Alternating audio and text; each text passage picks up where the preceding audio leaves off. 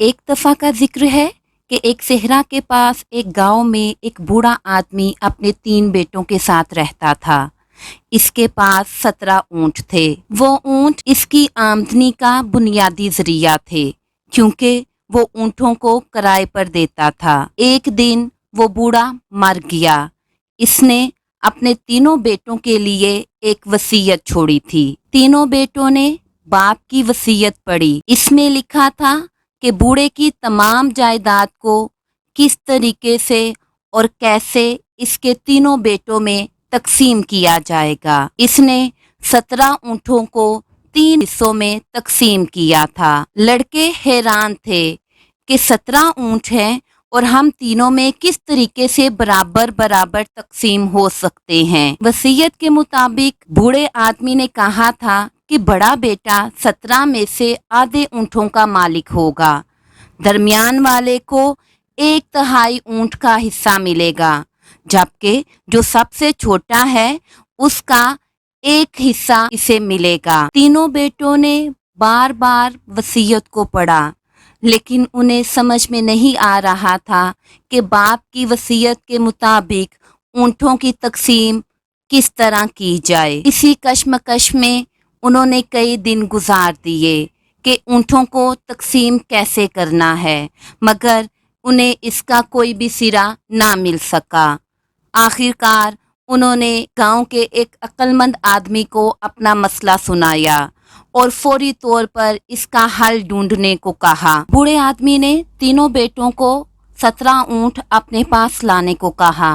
वो तीनों 17 ऊँट उसके पास लेकर आ गए और उन्होंने बोला कि आप बताइए, हम इसको किस तरीके से आधे हिस्से में, 1/3 हिस्से में और 1वें हिस्से में तकसीम कर सकते हैं।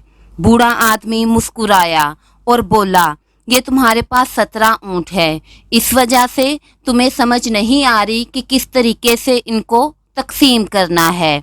बूढ़े के पास अपने 2 ऊँट अलहदा से खड़े थे। उसने अपना एक ऊँट खोलकर इन 17 ऊँटों के साथ बांध दिया और बोला कि अब गिनो ये कितने ऊँट हैं। वो बोले कि ये 18 ऊँट हैं। अब बूढ़े ने बोला कि 18 का अगर तुम निस्फ करोगे तो कितने ऊँट होंगे। बड़ा बेटा फौरन बोला कि 9 ऊँट होंगे और बूढ़ा मुस्कुराया और बोला कि हाँ, ये 9 ऊँट ये तुम्हारा हिस्सा है। बड़ा बेटा इन 9 ऊँटों को एक साइड पर करके खड़ा हो गया। अब बूढ़ा आदमी दूसरे बेटे की तरफ देखकर बोला, हाँ अब बताओ तुम्हारा हिस्सा तुम्हारी बाप की वसीयत के मुताबिक कितना बनता है। उसने बोला कि 1/3 हिस्सा बन रहा है। तो बूढ़ा बोला कि अगर हम 18 को 3 पर तकसीम करते हैं तो 6 ऊँट बनेंगे। तो मतलब 1/3 हिस्से का क्या हुआ कि तुम्हारे हिस्से में 6 ऊँट आएंगे। अब उसने तीसरे बेटे की तरफ देखकर बोला, हाँ बरखुरदार, अब बताओ 9 और 6 ऊँट अगर हम इनको जमा करते हैं तो कितने ऊँट होंगे। तीसरे बेटे ने बोला कि 15 ऊँट। तो बूढ़ा मुस्कुराया और बोला, हाँ तो आप लोगों के अपने जाती कितने ऊँट थे। तो तीसरे बेटे ने बोला 17 ऊँट। तो बूढ़े ने अपना ऊँट खोलकर दोबारा से अपने दूसरे ऊँट के साथ बांध दिया और बोला 15 ऊँट तुम्हारे बड़े और दरमियान वाले भाई में तकसीम हो गए हैं, तो बाकी कितने ऊँट बचे।